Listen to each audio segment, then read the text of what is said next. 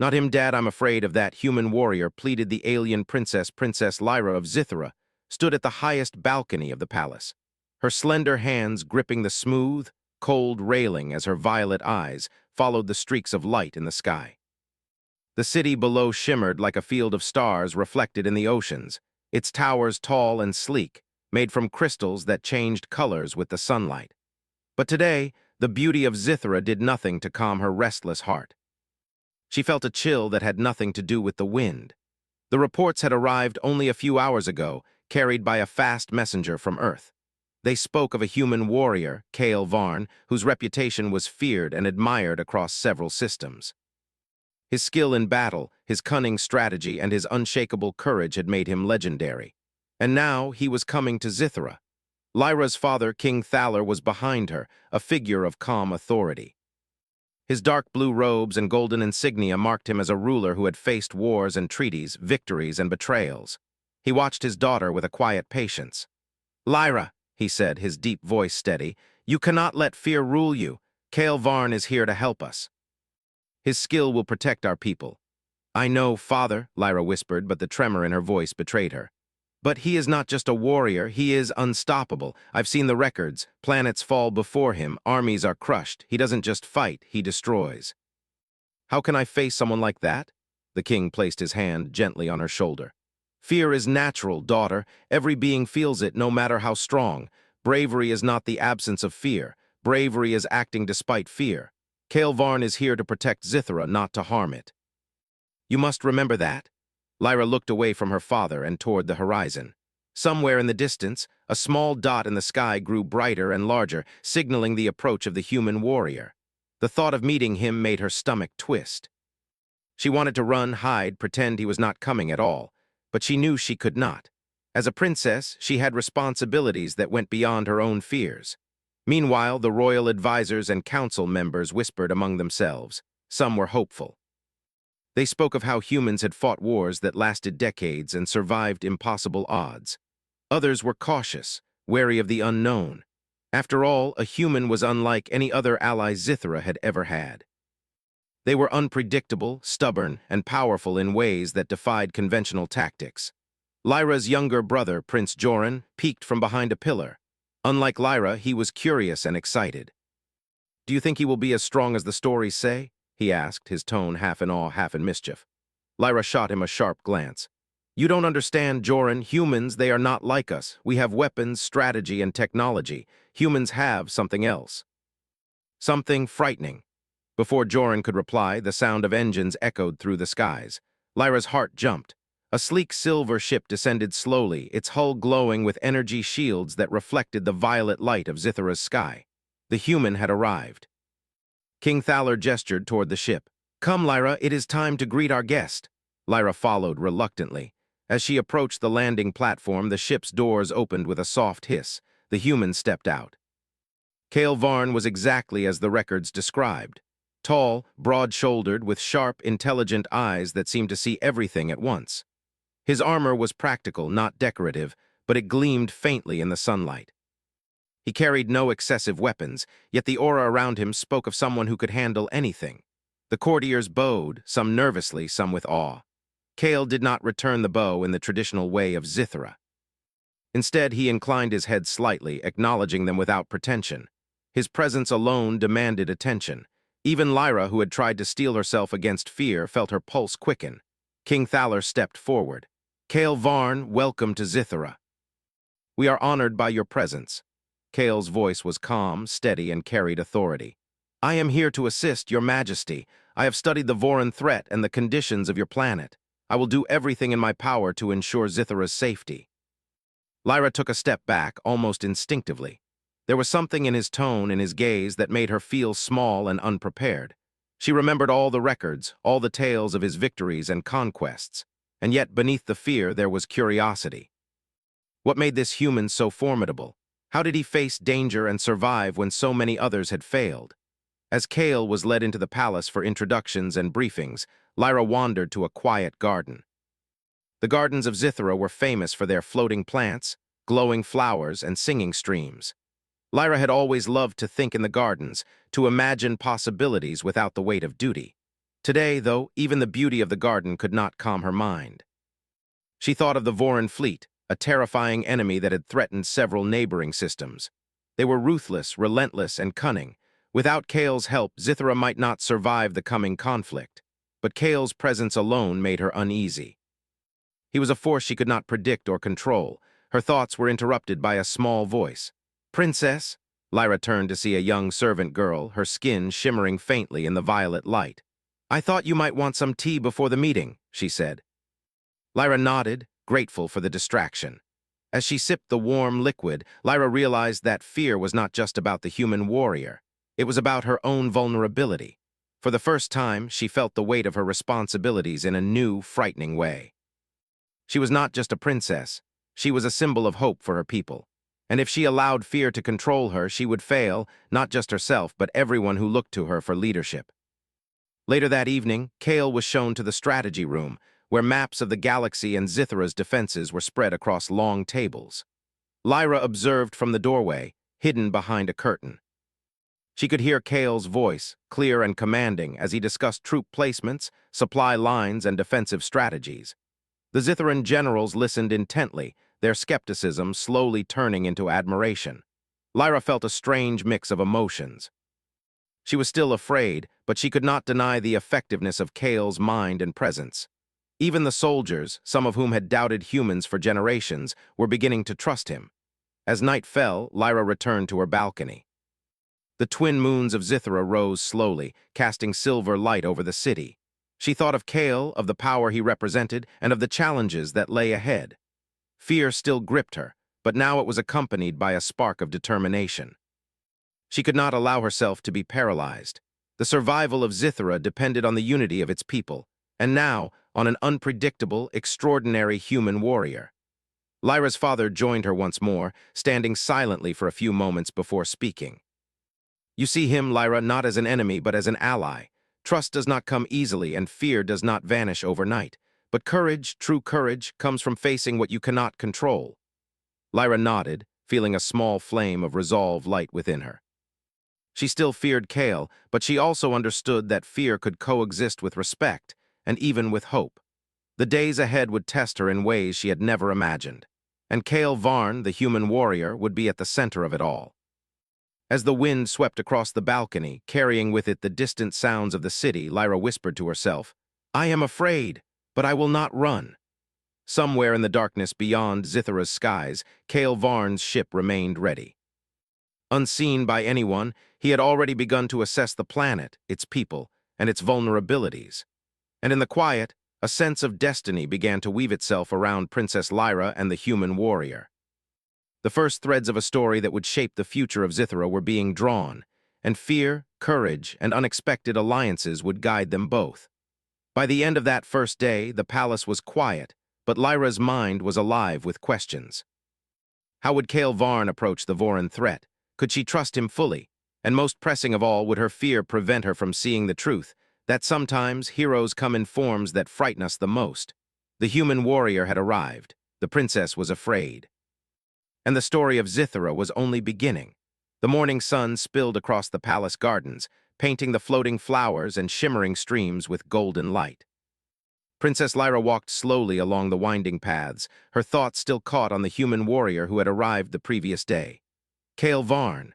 The name alone sent a shiver through her, a mixture of fear and curiosity she could not explain. She had tried to convince herself that he was only a guest, an ally sent to help her people survive the Voran threat. But the stories she had read, the accounts of his battles on distant worlds, made him feel like something more than a mere soldier. The palace doors opened suddenly and a soft voice called, "Princess Lyra." She turned to see a young aide, carrying a scroll and a small tray with tea.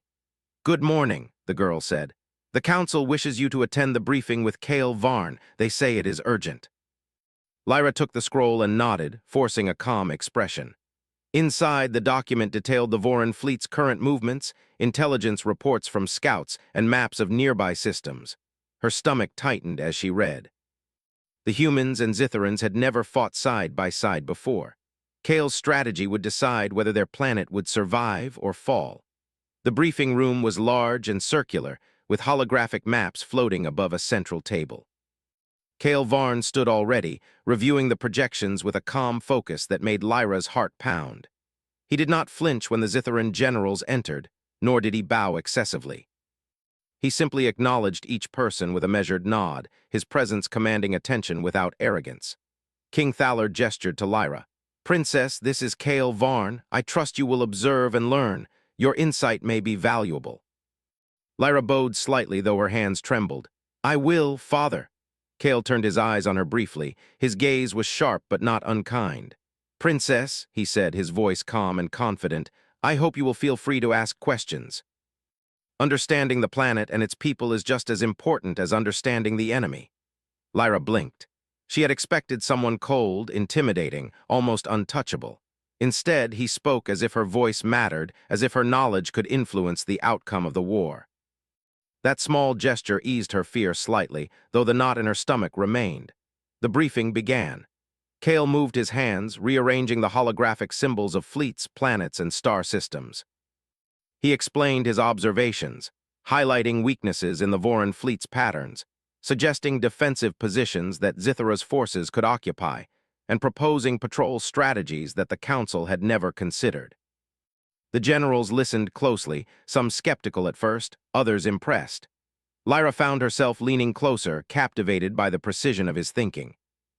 It was not just his skill in battle she noticed, but his ability to read situations, anticipate moves, and consider consequences. He spoke not for glory or pride, but for survival. Every action he suggested had a purpose, and every risk he calculated was meant to protect lives. At one point, a senior general spoke sharply, questioning Cale's suggestion to position troops near the floating cliffs. "It is too dangerous," the general said. "The Voran fleet could easily strike and destroy them." Cale's expression did not change. "The Voran fleet expects us to play it safe. By taking the cliffs, we force them into a position where their strength becomes a weakness. They will have no choice but to expose themselves." The general hesitated, then nodded slowly. Lyra noticed how Cale's calm reasoning swayed even the most stubborn officers. Fear, she realized, was not something he ignored. It was something he controlled and used as a tool. After the meeting, the council adjourned, leaving Lyra and Cale alone in the strategy room. She lingered at the doorway, unsure whether to approach him. Finally, she stepped forward. I wanted to ask," she began, her voice quiet. "Why do you fight? I mean, not for yourself, not for glory, but why risk so much for worlds you don't even belong to?" Cale turned, his sharp eyes softening. "Because someone has to," he said simply. "Someone has to stand when others cannot. Someone has to protect those who cannot defend themselves. It is not about glory, Princess. It is about responsibility." Lyra considered his words. She had always known her role as a princess, her duties to her people, but hearing it from someone else, someone from another world, made the idea resonate in a new way. "It is brave," she said finally. Cale shook his head slightly. "It is necessary." Bravery is just a byproduct.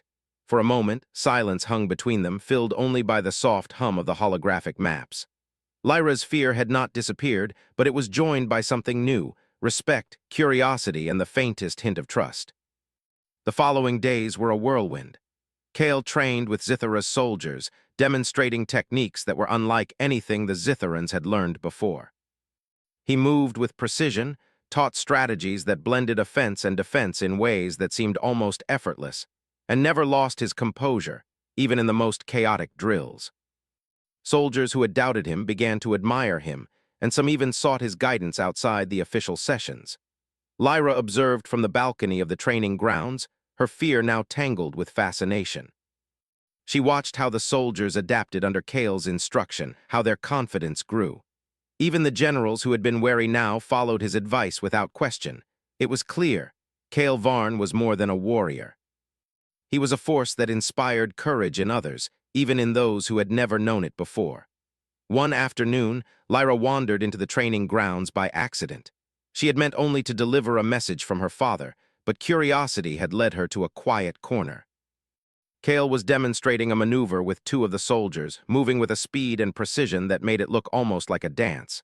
When Cale noticed her, he paused and smiled faintly. "Princess," he said, his tone gentle, "you do not need to hide. Fear is natural." "It does not make you weak." Lyra hesitated, unsure what to say. I am not weak," she whispered. You do not have to be, Kale said. Most of us hide behind walls, pretending that fear does not exist. Courage is not the absence of fear, it is acting despite it. Lyra nodded slowly, realizing he was right. She had spent so long trying to appear fearless, but true strength, she now understood, came from acknowledging fear and moving forward anyway. As days turned into weeks, Kale and Lyra began to cross paths more often.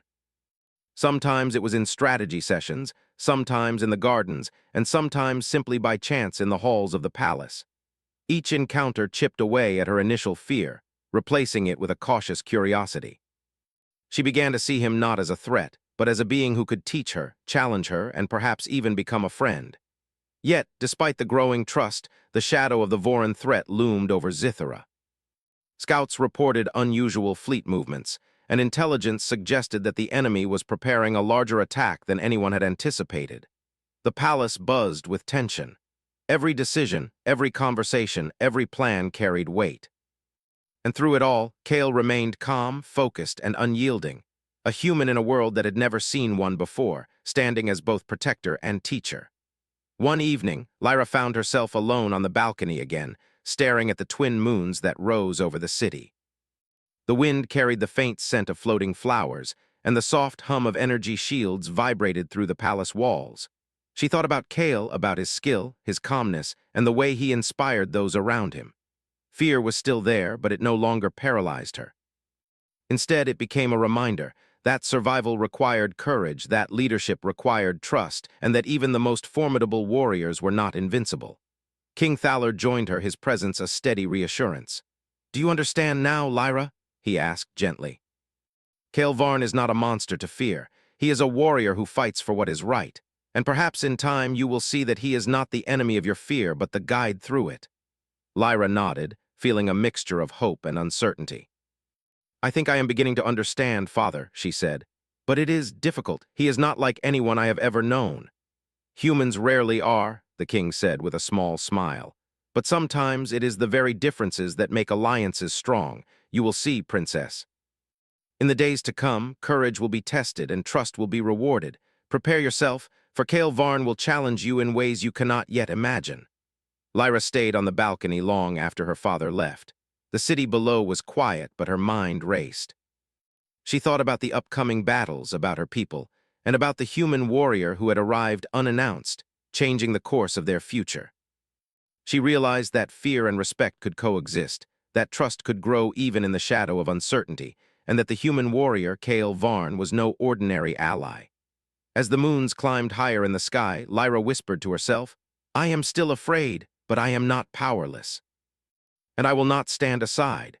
In the distance, Kale Varn continued his observations, unseen and focused. The threads of destiny were weaving around him and Princess Lyra, binding them together for the trials ahead. The Voran threat was real, the betrayal of allies possible. But in that quiet night, a sense of resolve began to bloom within the princess. And the human warrior, who had arrived like a storm across the stars, would play a role that neither of them could yet fully understand. Zithara had changed forever. Fear had been confronted, trust had begun, and a story of courage, strategy, and unexpected bonds was beginning to take shape.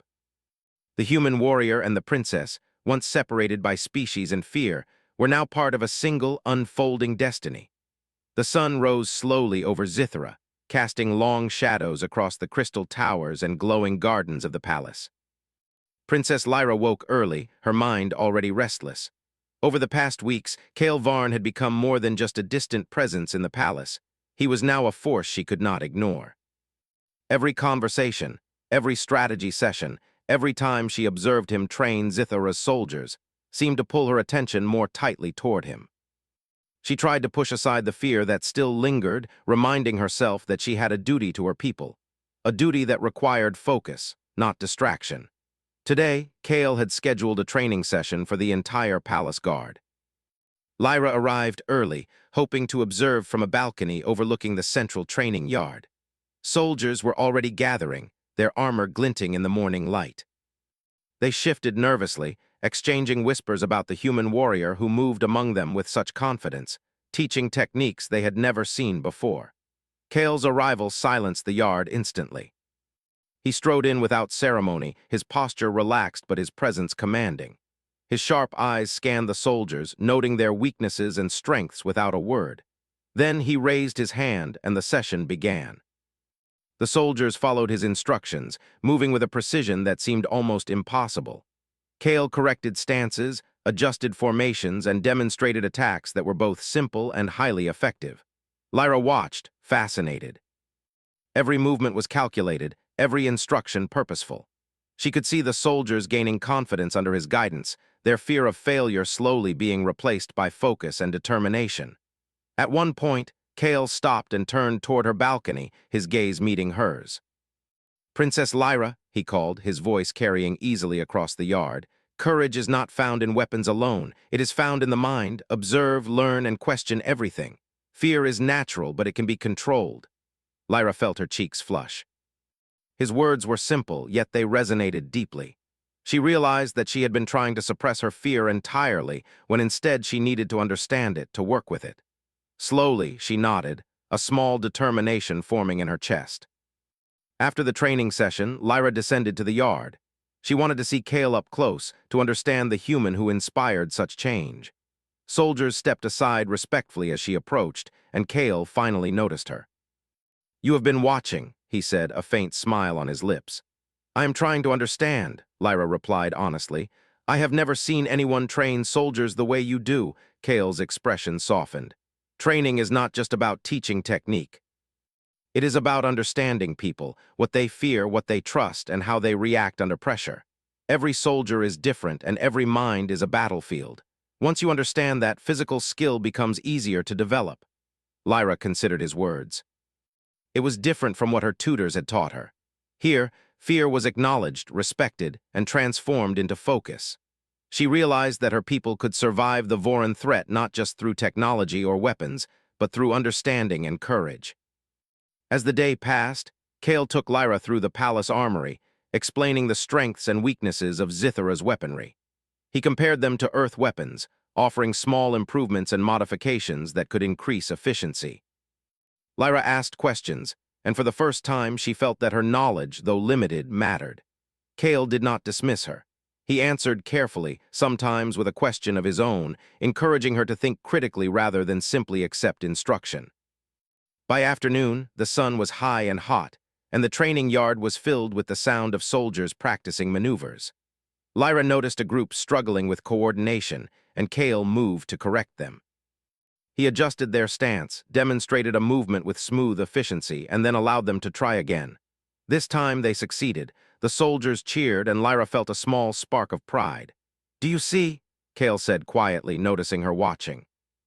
"Success is not about strength or talent alone. It is about patience, observation, and willingness to improve. Fear teaches us to be careful, but determination teaches us to move forward." Lyra nodded. She began to understand why Kale had such a reputation. He did not rely on brute strength or violence. He relied on understanding, awareness, and courage. Her fear of him began to shift, becoming something more complex: respect, curiosity, and even a desire to learn from him. As the training ended, the soldiers returned to the palace, exhausted but energized. Kale stayed behind, reviewing the day's exercises. Lyra approached him, hesitant but determined to speak. I think I understand a little more now," she said. "Your approach, it is different from anything I've seen before. I want to learn." Kale looked at her thoughtfully. "Then you will learn, princess, but remember, learning is not always comfortable. It will challenge you, test your courage, and push you beyond what you think is possible. Are you ready for that?" Lyra's heart pounded. She nodded firmly, though a flicker of fear remained. "I am ready." The evening brought a quieter moment. Lyra wandered into the palace gardens, reflecting on the day. The floating flowers glowed softly, casting delicate patterns of light across the marble paths. She thought about Kale, his calm authority, his unique understanding of fear and courage. She realized that she was not just learning about strategy or training, she was learning about herself. Suddenly, a rustle of leaves made her turn. Kale stepped out from the shadows as if he had been watching her. "You are thinking too much," he said softly. "Fear is not something to analyze endlessly. It is something to acknowledge, understand, and then act despite." Lyra smiled faintly. "Easier said than done," she admitted. "True," he said, walking beside her. "But every journey begins with a single step." You do not need to be fearless. You only need to be willing to move forward. They walked together in silence, the twin moons rising above them. Lyra felt a strange sense of peace, tempered with excitement and anticipation. Kale's presence was both reassuring and challenging. She knew that the days ahead would test her in ways she had never imagined. The next morning, alarms rang across the palace. Scouts reported unusual activity in the Voran fleet, signs that they were moving faster than expected, possibly preparing for an attack sooner than anticipated. The council gathered urgently, and Kale was at the center of the discussions, calmly analyzing the new information. Lyra observed from the corner of the room, her fear returning with a new intensity. The Voran threat was real, and despite Kale's skill, she knew that survival would require more than strategy. It would require courage from everyone, including herself. Kale finished reviewing the reports and turned to the council. "The Voran fleet is preparing a feint," he explained. "They want to test our defenses, draw us out, and create confusion. We must remain vigilant and not respond impulsively. Strength lies in patience and coordination." The generals nodded, though some still appeared uneasy. Lyra felt a surge of pride for the human warrior who could command respect and calm even in the face of uncertainty. Later, she found herself speaking privately with Kale. "Do you really believe we can survive this?" she asked, her voice small but steady. Kale looked at her, his eyes serious but kind. "I do, but survival is not about hope alone. It is about action, preparation, and courage. You, Princess, are part of that equation. Your people need you to be brave, to make decisions, and to inspire them. Fear is natural, but courage is a choice." Lyra absorbed his words, feeling a new determination growing within her. She realized that her fear of Kale had shifted into a different emotion. She no longer saw him as a threat, but as an ally who challenged her, taught her, and inspired her to rise above her own doubts. The days that followed were filled with preparation. Soldiers trained under Kale's guidance, civilians were organized into support networks, and the palace became a hive of planning and coordination. Lyra moved among the people, helping where she could, observing Kale's interactions and learning the subtleties of leadership and courage.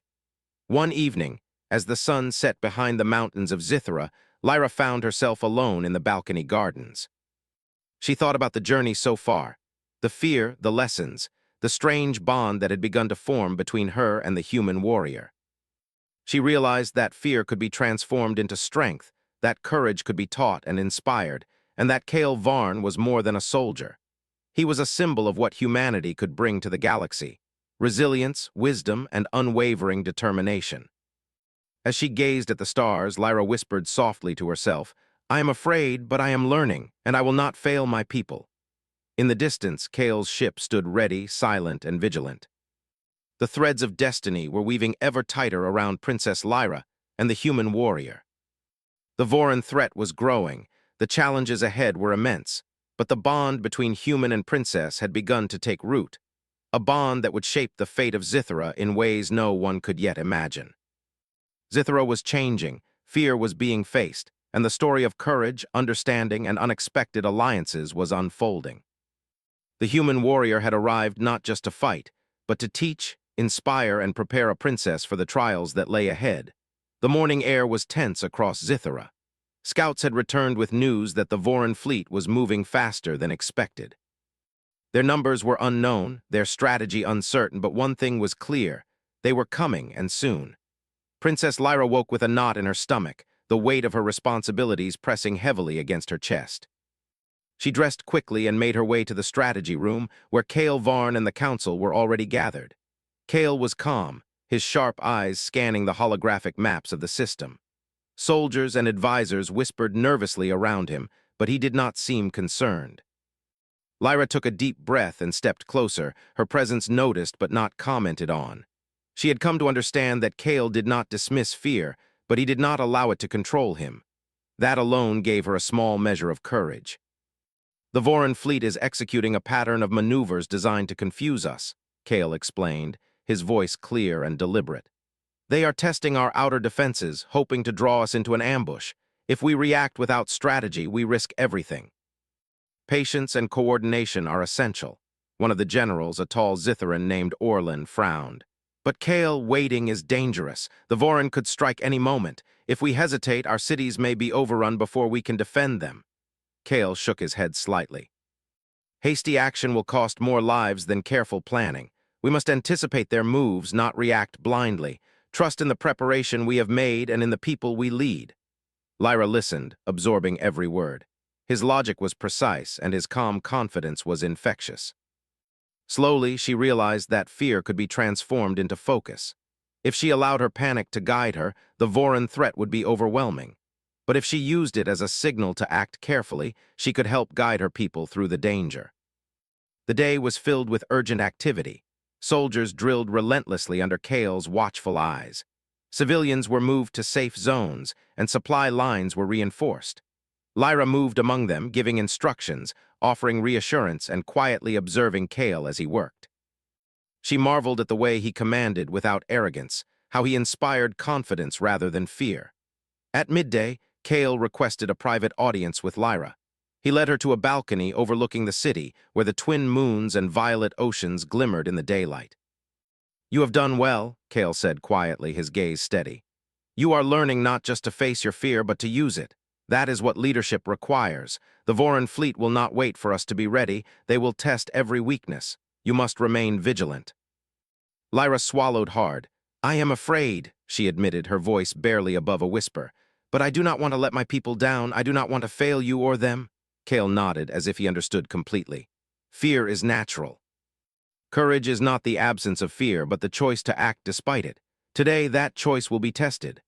As the sun dipped lower, scouts reported the first signs of the Voran approach.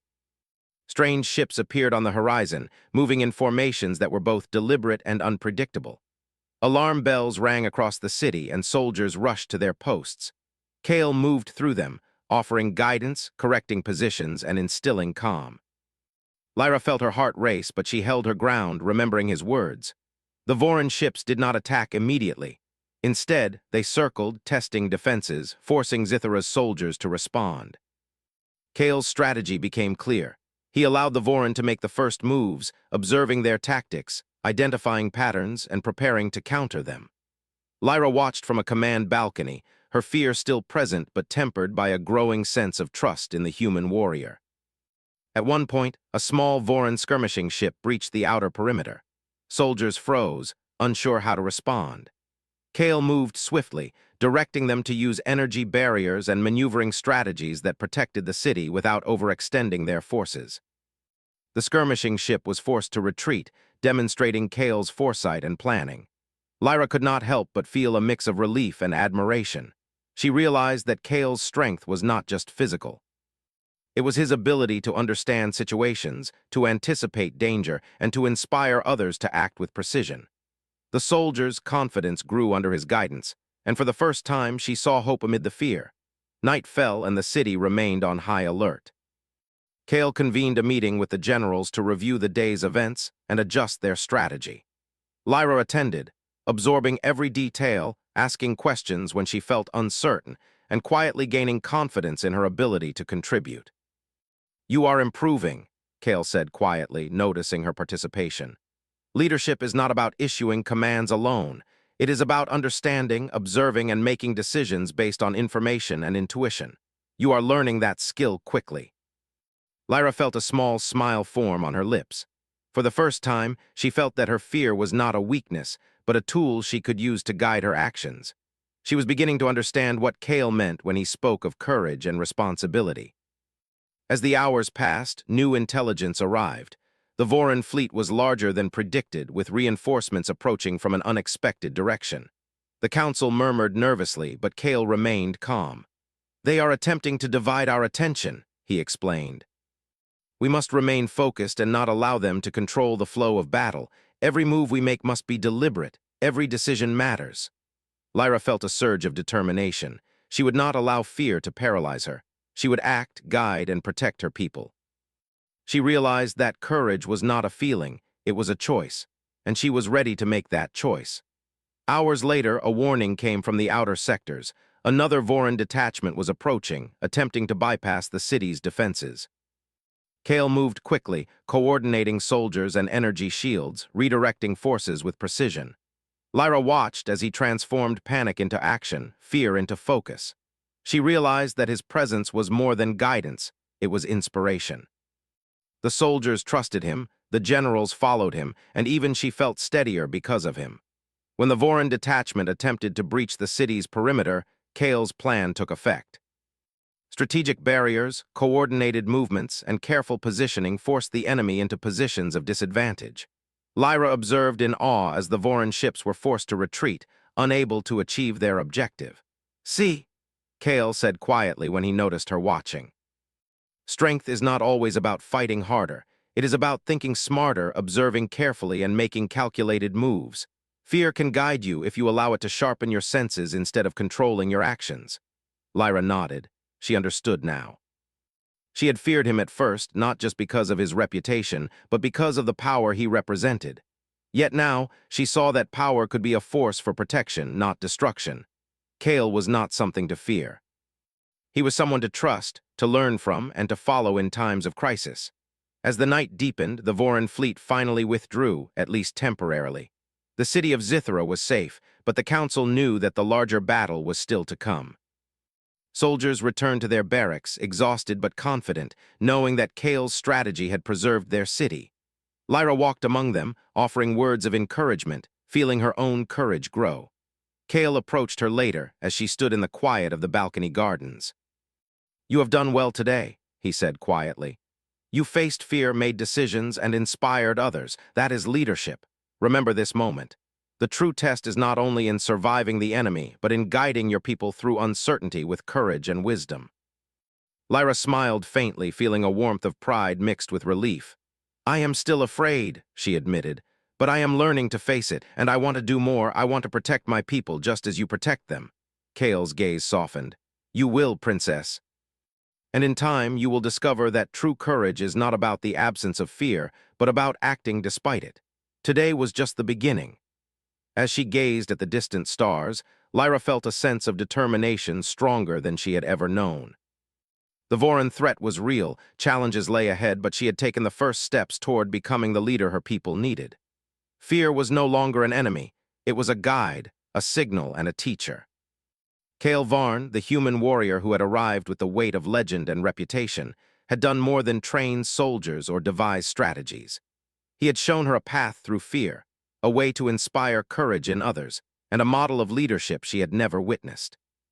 The city of Zithra slept uneasy but safe, knowing that their future depended not only on technology or weapons, but on the courage and determination of its people, guided by a human who understood fear and turned it into strength.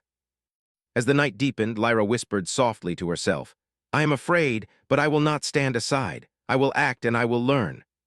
The stars above shimmered, silent witnesses to the unfolding story of courage, trust, and alliance. The threads of destiny wove tighter around the human warrior and the princess of Zithra, preparing them for the challenges that lay ahead. And though the Voron threat had not yet fully arrived, the people of Zithra began to see a glimmer of hope, a hope born not from weapons or walls, but from courage, understanding, and the strength of the human spirit. The horizon glowed faintly with the first light of dawn, casting violet and gold across the towers and floating gardens of Zithra. Princess Lyra stood at the balcony of the palace, her heart racing with anticipation. Today was the day the Voron threat would reveal its full force.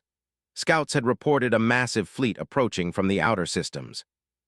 Every soldier in the city had been prepared, every barrier reinforced, every citizen moved to safety zones. Yet despite all preparation, uncertainty hung in the air like a storm cloud. Kale Varn arrived silently beside her, as if he had been waiting for this moment. His eyes scanned the horizon, calm and focused. "Princess," he said quietly, "today will test everything we have prepared, but remember what we discussed. Fear is natural, but courage is the choice to act despite it. You are ready." Lyra nodded, her hands gripping the railing. "I am ready," she said, though a flicker of fear remained. The human warrior had taught her much, yet she knew that words and training were not enough to eliminate the tension in her chest. Today, courage would have to be more than a lesson, it would have to be lived. The first Voron ships appeared as distant specks in the sky. Within moments, the fleet expanded into a sweeping armada, moving with precision and menace. The alarm bells rang across the city, echoing against the crystal towers. Soldiers rushed to their stations, energy shields flickered to life, and civilians took their positions in safe zones. Kale moved among the soldiers, adjusting positions, directing energy barriers, and giving instructions in a calm, commanding voice. Lyra followed him as closely as she could, absorbing every detail. She saw how his presence steadied the soldiers, how they acted not out of blind obedience, but out of trust and confidence. Even those who had doubted him weeks ago now moved with determination, inspired by his clarity and focus. The Voran fleet began probing attacks, small ships attempting to breach Zithara's outer defenses. Kale had anticipated this. He directed Zithara's defenders to maneuver strategically, allowing the enemy to overextend themselves while minimizing risk to the city. Slowly, the Voran ships were pushed back, forced into positions that favored the defenders. Lyra watched in awe as he orchestrated the defense like a conductor with a symphony, every move precise and deliberate. A sudden alert came from the eastern approach. A larger Voran vessel had slipped through the initial defenses, heading toward one of the city's key energy hubs. Panic began to ripple among the soldiers, but Kale's calm voice cut through it like a blade. "Do not panic, focus. Position yourselves to contain, not confront blindly. Move efficiently, protect civilians first." Lyra realized she had a role to play as well. She ran to assist the defense teams, directing engineers to reinforce shields and helping coordinate the civilian response. She could feel her fear, sharp and raw, but she transformed it into action, remembering Kale's words. Courage is acting despite fear. The Voran vessel approached, and Kale moved forward with a small unit of elite soldiers. He did not strike blindly, but guided them with precision, using knowledge of terrain, barriers, and the ship's weaknesses to minimize confrontation. Lyra watched, her heart pounding, as the human warrior led the team with skill, strategy, and unwavering calm. The Voran ship, confronted by a perfectly coordinated defense, was forced to retreat, unable to reach the energy hub. Lyra felt a surge of relief, but the battle was far from over. The main fleet was advancing, and the city's outer defenses were beginning to strain under the pressure. Kale convened a quick council meeting in the strategy room, even as the distant sounds of engines and alarms filled the air. "They are testing us," Kale said, pointing to the holographic map of the fleet's movements. "They are looking for weaknesses, trying to divide our attention, but they cannot predict the courage of the people defending this city. We must focus on coordination, protecting civilians, and using their aggression against them. We have done this before, we can do it again." Lyra felt a sense of determination solidify within her. She had feared Kale at first, but now she understood him. He was not just a warrior, he was a teacher, a strategist, and an inspiration. She realized that trust was not a weakness, it was a tool that allowed courage to grow. She would not let fear paralyze her, she would act. The Voran fleet launched a coordinated assault. Energy beams streaked across the sky, small skirmishing ships darted among the city's defenses, and alarms blared in an endless cacophony. Soldiers moved with precision under Kale's guidance, and Lyra ran from station to station, coordinating support, reinforcing defenses, and ensuring that civilians remained safe. She could feel the tension in every corner, the fear that still lingered, but she refused to let it dominate her. Kale's voice cut through the chaos, directing movements, issuing instructions, and offering reassurance. Lyra followed his lead, learning to anticipate his strategies, to understand his thinking, and to act alongside him. Together, they were not merely reacting to the Voran threat, they were controlling the battlefield. At one critical moment, a Voran ship attempted to breach the central energy core, the heart of Zithara's citywide defenses. Soldiers hesitated, unsure how to respond without causing damage to the surrounding structures. Kale moved swiftly, coordinating a team to contain the ship while diverting energy barriers to protect the core. Lyra joined him, directing reinforcements and helping to organize the civilian response. Together, they worked seamlessly, courage and strategy guiding every action. The Voran vessel, unable to breach the defenses and confronted by the coordinated efforts of Kale and the city's defenders, was forced to retreat. Lyra felt a wave of relief, mingled with pride and a strange exhilaration. The fear that had gripped her weeks ago had transformed into action, courage, and understanding. Kale turned to her, his eyes sharp but kind. "See what courage can accomplish?" he asked quietly. "Not the absence of fear, but the ability to act despite it." Today you have led alongside me, Princess. That is bravery. Lyra smiled, feeling a warmth of pride. I am still afraid, she admitted, but I understand now. Fear is not something to run from, it is something to guide you. The battle continued, but Zithra's forces held their ground. The Voran fleet, unable to overcome the coordinated defenses, gradually withdrew, retreating to regroup. Soldiers cheered, and citizens emerged from their safe zones, witnessing the first rays of victory after a long, tense day. In the aftermath, the council convened to assess the situation. Kale provided a detailed analysis, highlighting the efficiency of the defenses, the bravery of the soldiers, and the quick thinking of Princess Lyra. The generals, who had been skeptical weeks ago, now looked at her with newfound respect. You have grown in courage and wisdom, Kale said quietly to her after the meeting. Your people look to you not just for protection, but for inspiration. Today you led them through fear and uncertainty. That is what a true leader does. Lyra felt a mixture of pride and humility. She had been afraid, yes, but she had also acted, learned, and inspired.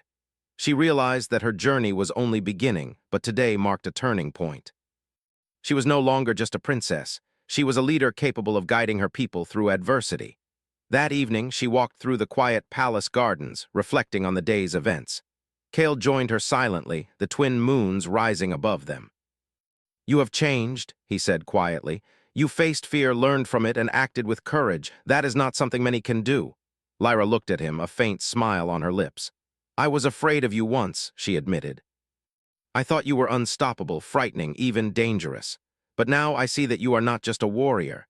You are someone who teaches courage, inspires trust, and brings hope. Kale nodded. That is all anyone can do, use their abilities to help, to inspire, and to protect. Fear exists, but it does not define us. Today you proved that. Lyra felt a sense of peace, mingled with excitement for the future. She knew challenges still lay ahead, the Voran threat was not gone, and there would be moments of doubt. But she had learned that courage, trust, and understanding could guide her, even in the face of uncertainty. The city of Zithra slept that night under the protective watch of its defenders, led by Kale Varn and inspired by Princess Lyra. The people knew that they were safe, at least for now, not because of walls or weapons alone, but because of courage, preparation, and leadership. In the quiet of the night, Lyra whispered to herself, I am still afraid, but I will act. I will protect my people. And I will lead with courage. Somewhere in the distance, Kale's ship waited silently, ready for the challenges still to come. The threads of destiny that had brought human and princess together had grown strong, binding them in purpose, trust, and courage. Zithra had faced its first great trial, and though the future remained uncertain, hope had been restored. Lyra realized that her fear was not an enemy.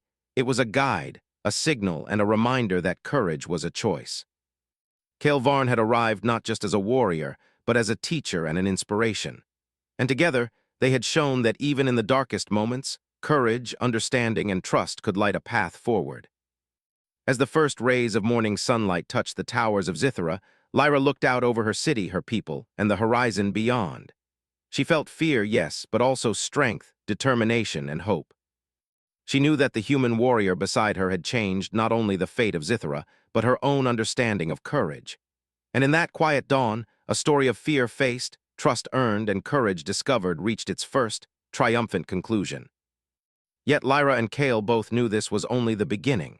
Together, they would face whatever the universe brought next, guided not by the absence of fear, but by the enduring strength of the human spirit and the resolve of a princess who had learned to lead.